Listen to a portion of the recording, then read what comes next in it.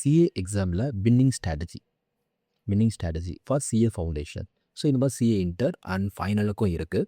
So உங்களுக்கு ஏதாவது suppose strategy planning வேணும், ஏதாவது சம்திங் சில கான்செப்ட் உங்களுக்கு புரியலை அப்படின்னாலும் நீங்கள் கமெண்ட்டில் போடுங்க, இல்லை பர்சனலாக டிஎம் பண்ணுங்கள்.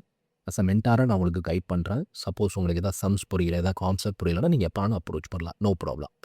ஸோ சிஏ எக்ஸாம் ஸ்ட்ராட்டஜி பார்த்தீங்கன்னா உங்களோட அதாவது நீங்கள் எந்த அட்டெம்ப்ட் எழுத போகிறீங்க, whether it's a Jan attempt or May or September, நீங்கள் தான் டிசைட் பண்ணலாம். அந்த அட்டெம்ப்ட்டுக்கு முன்னாடி உங்களுக்கு எவ்வளோ டேஸ் அவைலபிளாக இருக்குன்னு பாருங்கள், எத்தனை நாட்கள் அவைலபிளாக இருக்குன்னு பாருங்கள். பார்த்துட்டு கான்செப்ட்டுக்கு வந்து நீங்கள் 60% டைம் ஒதுக்கணும். கான்செப்ட் லேர்ன் பண்ணுறதுக்கு, ரிவிஷன் பண்ணுறதுக்கு 20% ஆஃப் டைம் நீங்கள் ஒதுக்கணும். மாக் டெஸ்ட் எழுதி பார்க்கணும் 15% ஆஃப் டைம். இதை நீங்கள் பண்ணிங்கன்னா guaranteed examination guarantee with CA foundation நீங்கள் ஈஸியாக கிளியர் பண்ணலாம். இதில் பார்த்தீங்கன்னா உங்களுக்கே தெரியும், மொத்தம் 4 பேப்பர் இருக்குது. அக்கௌண்ட்ஸ் டெய்லி ப்ராக்டிஸ் உங்களுக்கு கம்பல்சரி. அக்கௌண்ட்ஸை பொறுத்தவரை டெய்லி ப்ராக்டிஸ். பிகாஸ் ப்ரெசன்டேஷன் அந்த ஃபார்மெட் வந்து you have to know. Format plus அந்த ஒர்க்கிங் நோட்ஸ், இதுதான் உங்களுக்கு மார்க்ஸ். ஸோ ஈஸியாக நீங்கள் 70 ஸ்கோர் பண்ணலாம். இது வந்து ஸ்கோரிங் பிளேஸ். சில பேர்த்துக்கு வந்து மேக்ஸ் அண்ட் ஸ்டாட்டிஸ்டிக்ஸ் ரொம்ப டஃப்பாக இருக்கும். சில பர்சன்ஸ்க்கு அக்கௌண்ட்ஸ் நல்லா வரும், எக்கனாமிக்ஸ் நல்லா வரும். ஸோ இந்த ரெண்டுமே நான் டாலரேட் பண்ணி 70-75 எடுத்துட்டாங்க அப்படின்னா, ஸோ இங்கே வந்து 50-48 எடுத்து கிளியர் பண்ணி கொண்டு போயிடலாம். ஓகேங்களா?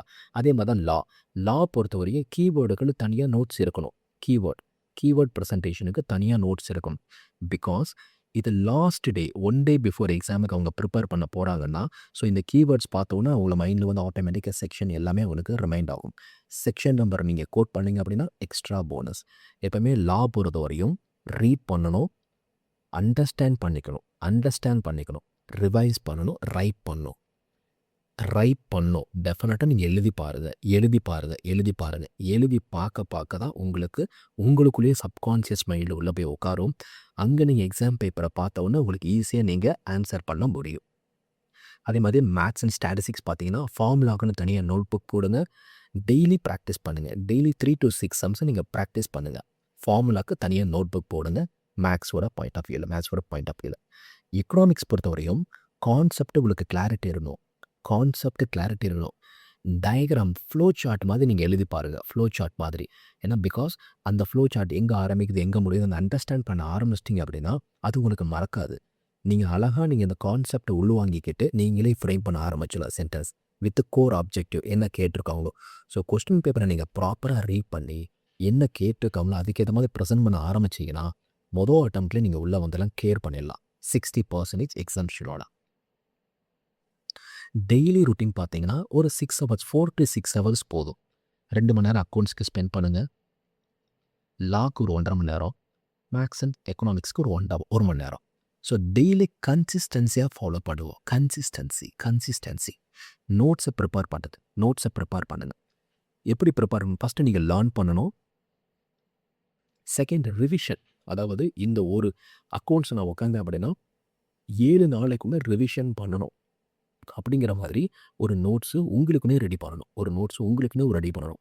ஏன்னா உங்களுக்குன்னு நீங்கள் உழைச்சாதான் வரும். ஓகேங்களா? ஸோ உங்களுக்குன்னு நீங்கள் ரெடி பண்ணணும்.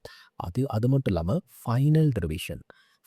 1 day பிஃபோர் எக்ஸாமுக்கு ஒரு சின்ன நோட்ஸு, சின்ன பாயிண்ட்டு எழுதி வச்சு, ஏன்னா நீங்கள் எவ்வளோக்கு எவ்வளோ நீங்கள் சுருக்கிட்டு போகிறீங்களோ, எவ்வளோக்கு எவ்வளோ நீங்கள் வந்து ரொம்ப க்ளோஸாக பண்ணிட்டு போகிறீங்களோ, அப்போ தான் நீங்கள் அந்த இடத்துல மைண்டு உங்களுக்கு ஆப்ரேட்டிவ் ஆகும். எக்ஸாமில் உங்களுக்கு கொஸ்டின் பேப்பரை பார்க்கும்போது அப்போ தான் நிறையா விஷயங்கள் உள்ளேருந்து வெளியே வர ஆரம்பிக்கும். ப்ரெசன்டேஷனும் உங்கள் கையில் இருக்கும், கான்செப்டும் கிளியராக இருக்கும். அழகாக நீங்கள் எக்ஸாம் ப்ராக்டிஸை நீங்கள் ரைட் பண்ணி பார்த்துருப்பீங்க. ரொம்ப சிம்பிளிஃபைடாக இருக்கும். அதே மாதிரி இந்தந்த விஷயங்கள்லாம் அவாய்ட் பண்ணிடாதீங்க.